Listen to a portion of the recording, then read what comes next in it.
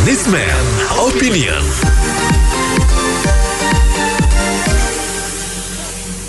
Mitra bisnis sedang ramai perbincangan mengenai sumbangan 2 triliun rupiah dari pengusaha Palembang keturunan Tionghoa Akiditio. Dari penelusuran Dahlan Iskan, anak Akiditio mengaku sedang usaha menarik dana bapaknya di Singapura yang nilainya mencapai belasan triliun. Ada yang skeptis dan menilai sumbangan ini prank belaka, namun ada juga yang berpendapat tidak mudah menarik dana dari luar negeri, apalagi yang punya sudah meninggal. Ada juga yang bilang mana mungkin mau ngeprank aparat, apalagi masuk ke pemberitaan nasional. Apa komentar Anda mengenai kasus ini? Silakan di 6339160, 6339160. Menurut saya, ya saya setuju dengan apa yang dibilang. Memang kalau dana besar begitu untuk ngambil dari luar negeri, apalagi yang ahli warisnya sudah, maksudnya yang punya tanda tangan kepunyaan itu sudah tidak ada, memang itu tidak mudah, sangat repot. Ahli waris bisa ngurus juga, cuman memang tidak mudah dan nggak segampang itu juga. Nah, saya rasa bukannya prank ya, itu memang ada nilai benar. Ini urusan negara, urusan pejabat negara, tidak semudah itu kalau main prank. Emang mau siapaan, mau anak-anak mau main prank-prank aja begitu. Itu mah bukan main-main, urusannya serius, negara, bangsa, martabat dengan para pejabat. Itu kan perlu waktu dan prosesnya itu tidak mudah, urusan antar negara. Duitnya juga besar, bukan 1 juta 2 juta gitu. Jadi itu memang ada benar, memang perlu butuh waktu dengan proses yang tidak mudah. Terima kasih. Saya punya komentar yang netral, yang sebenarnya mungkin ada benarnya. Seorang jasa Tionghoa kan banyak di sini, benar ada zaman dulu. Contohnya, saya pernah datang ke kuburan Ancol. Penjaga Ancol itu bukan kuburan Belanda. Banyak jasa-jasa orang Tionghoa dibunuh Jepang sama Belanda. Terus yang komentar ini penjaga kuburan Ancol dengan orang Tionghoa itu banyak jasa katanya, memperjuangkan kemerdekaan. Ekonomi sekarang kan jasa orang Tionghoa, pabrik, apa kan, itu kan otak-otak Tionghoa. Memang mungkin ada yang benar, jasa orang Tionghoa itu gede. Contoh Gelora Bung Karno dulu, kan Tiongkok yang bangun, membantu Indonesia. Itu kan jasa kan. Oke, sekarang makan tahu, bakwan, bakso, kue tiaw, somai, itu kan jasa orang Tionghoa. Jadi orang Tionghoa itu banyak jasa mengabdi negeri ini.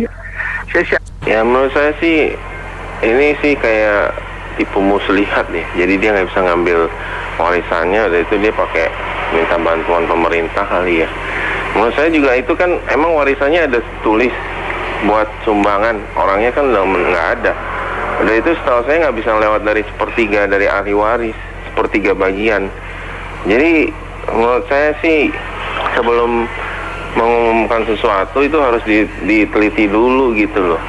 Jangan asal umumin begitu. Oke, makasih. Memang ini beritanya kan sudah nasional, ya sudah rame. Dan kita juga bingung ini benar apa enggaknya. Tapi harusnya masalah ini segera diklirin. Apakah itu prank atau bukan, atau hoax atau bukan? Karena ini menyangkut nama baik orang juga yang sudah meninggal. Kedua adalah juga ini menyangkut martabat kalau kita bilang keturunan Tionghoa. Jadi jangan sampai hal-hal seperti ini dibiarinin aja. Apalagi ini menyangkut pejabat negaranya ada di situ. Kapolda ada, gubernur ada gitu loh. Ya, saya nggak tahu apakah ini ada permainan, apakah memang dananya ada atau enggak, harus clear. Kalau dananya ada nggak usah cairin, nah itu mungkin bukan prank. Tapi ada kesulitan di teknisnya.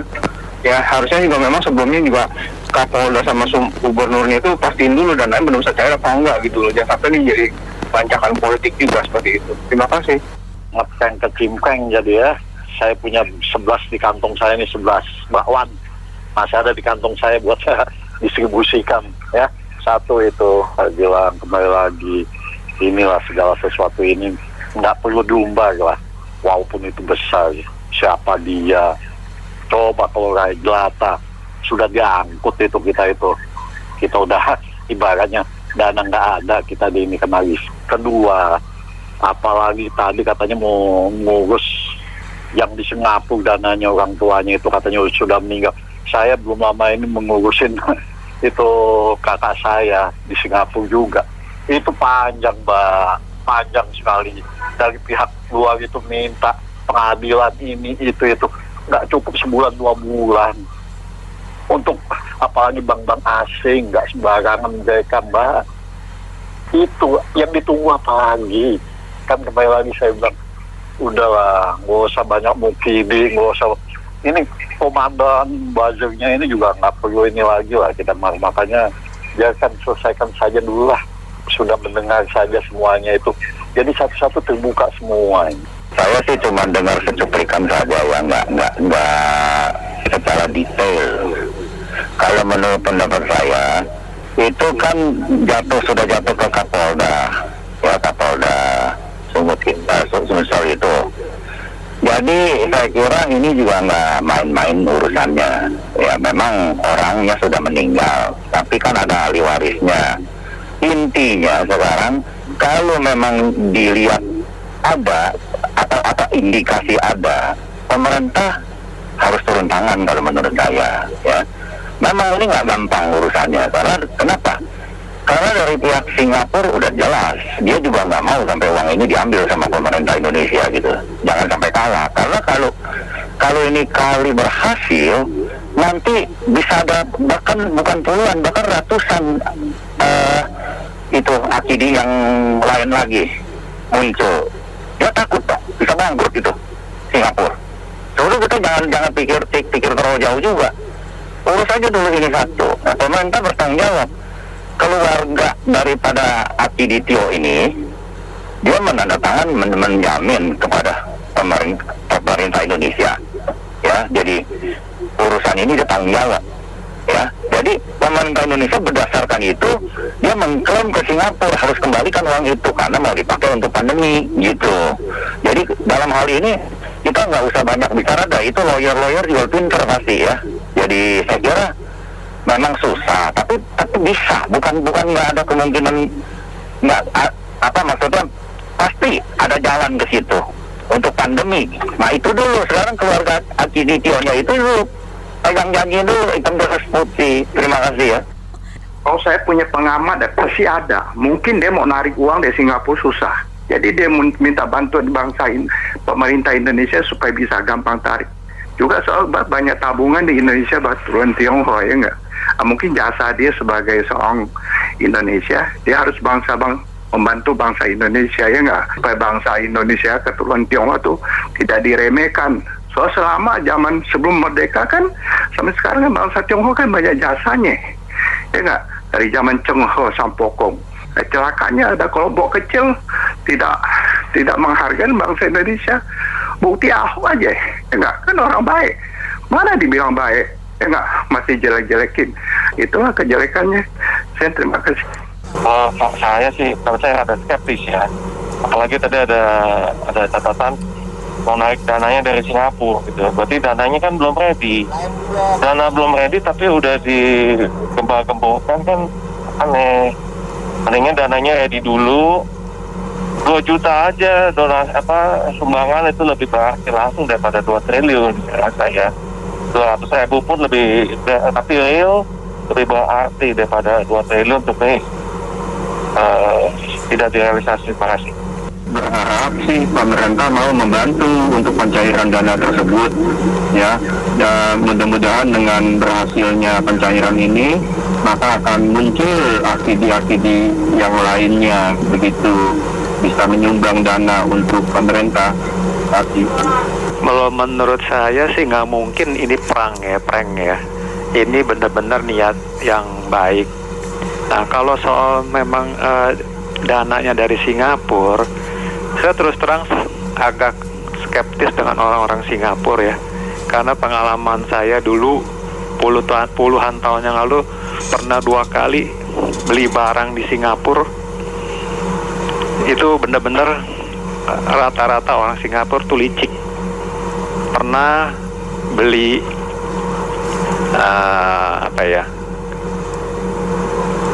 baterai handycam ya, waktu itu di Indonesia udah nggak ada. Saya waktu jalan-jalan ke Singapura beli, dia bilang asli. Ternyata baru pakai sebulan 2 bulan rusak. Ternyata begitu dicek bukan asli. Kemudian pernah sekali jalan-jalan ke Singapura, jalan mau ke Malaysia, beli voucher hotel, ya, ditipu. Makan untuk 3 orang, sama dia di amplop dimasukin, ditulisnya untuk 2 orang. Nah, jadi dari kejadian itu saya berkesimpulan memang nggak gampang ya. berbisnis dengan orang Singapura itu mesti super hati-hati, karena mereka rata-rata menurut saya licik. Kalau saya pendapat sih begini ya, nilai saya. Dia mau ngeprank nggak mungkin. Mungkin uang ada dari almarhumnya. Dia mungkin sering sulit tarik. Soal Singapura hukumnya kan tegas. Apalagi almarhum nggak ada. Supaya bangsa kita, pemerintah bisa membantu dia narik uang. So uang dia kan hasil dari bumi Indonesia. Dia bantu bangsa kita kan nggak salah. Nah itu pendapatan saya mungkin begitu. Dia supaya hukumnya dibantu. Dan terima kasih. Iya betul, jadi gini loh, itu sebenarnya kalau saya jadi isi keluarganya itu seharusnya sumbangannya langsung ke pemerintah pusat Indonesia melalui Sekretariat Negara Presidenan. Sifatnya negara jadi bisa bantu gitu. Jadi kalau misalnya negara hanya salah satu provinsi kan ini urusannya jadi agak ribet. Setiap bank mandiri maupun atau BI pun itu yang dikeluarkan daerah kan kalah sama di pusat. Terus kemudian kalau menurut analisa saya ya, ini kemungkinan memang dananya ada, tapi sifatnya kan sebagai wasiat, yang bisa digunakan untuk disumbangkan. Mungkin selama ini setelah ayahnya meninggal itu mungkin keluarganya berusaha untuk mencairkan, tapi kan nggak pernah bisa karena wasiatnya mungkin untuk disumbangkan. Gara-gara ini berarti butuh waktu, butuh proses. Cuman kesalahan dari pihak keluarga adalah terlalu cepat mengkonfirmasikan bahwa dananya akan segera cair terus langsung dinyatakan untuk disumbangkan. Harusnya kan dipastikan dulu memang dananya tuh masuk, turun baru disumbangkan gitu loh. Atau sebaliknya dia bilang untuk disumbangkan dulu supaya kemungkinan besarnya bisa cair, baru minta hitam di atas putih bahwa memang dananya tuh saya dari pihak yang berwenang dari bank gitu loh. Ya, terima kasih. Kita ambil hikmah positifnya aja, Mbak. Kalau masih ada sekarang warga negara Indonesia yang posisinya uangnya ditaruh di luar katanya untuk aman, tapi dia harus menyisihkan juga negara seperti ini ditompongkan. Kedua, yang menerima uang yang ditayangkan di mass media yang di YouTube oleh semua dan diari oleh semua pejabat, harusnya para pejabat itu cek yang dicek dulu lah. Ada PPATK, ada OJK, pastikan dulu. Jangan istilahnya apa ya, terbentuk opini menjadi trending, menjadi berita yang kelihatannya bisa mengalihkan isu-isu yang lain gitu. Terima kasih. Ya, saya ingin menanggapi ya. Kalau dari keluarga Akiditio itu, ya menurut saya, ya itu mungkin ya mereka sudah tidak sanggup untuk mengurus atau menarik pulang dananya karena ya pemilik rekening dalam arti bapaknya sudah meninggal.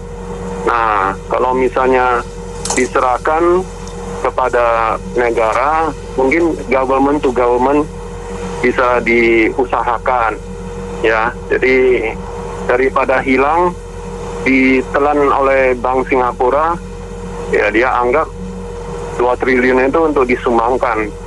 Mungkin yang lain bisa berikut bisa ditarik kembali gitu loh. Ya mungkin itu pendapat saya. Terima kasih. Kalau menurut saya itu sebenarnya nggak aneh kalau mereka tuh punya sampai 2 triliun di luar negeri, itu bukan hal aneh buat usaha kita. Kita masih ingat dulu ada peristiwa Panama Paper di mana juga banyak beberapa nama yang kondang-kondang di negara ini juga punya nama gitu. Ini nggak heran kalau punya uang banyak juga. Cuma ini problem yang sebenarnya ini menurut saya mungkin ada trik-trik itu di belakangnya. Mungkin mereka bermaksud untuk meminta bantuan untuk menarik dana ini dari Singapura, karena kita tahu jumlah sekian besar itu tidak mudah memang untuk membawa itu barang, itu uang dari Singapura kita ke sini, tidak segampang itu. Negara Singapura juga agak bodoh itu lah ya. Jadi mungkin ya ingin kita bantuan. Kalau uangnya ada, mungkin saya percaya mungkin bisa jadi uangnya ada. Gitu, thank you. Iya, saya sih hanya menyayangkan kenapa uangnya belum ada di tangan, sudah diekspos. Itu yang pertama. Yang kedua, kalau orang menaruh uang di Singapura, mestinya sudah ada surat ahli waris dan sebagainya. Kenapa hanya susah diambil pemerintah Singapura? Nah, kemudian karena susah diambil, mungkin anaknya Pak Adityo ini minta bantuan dari pemerintah Indonesia melalui Polda Sumsel itu masih. Jadi kalau dilihat ngeprank sih terlalu berani ya anak dan ahli warisnya. Tapi yang perlu kita catat di sini, Singapura itu nggak mudah.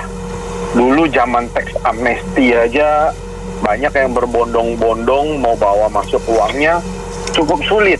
Sepertinya mereka menawarkan gimmick-gimmick supaya duitnya bertahan di Singapura. Kita juga tahu Singapura itu negara yang banyak menerima limpahan dana warga WNI yang disimpan di situ jumlahnya cukup besar.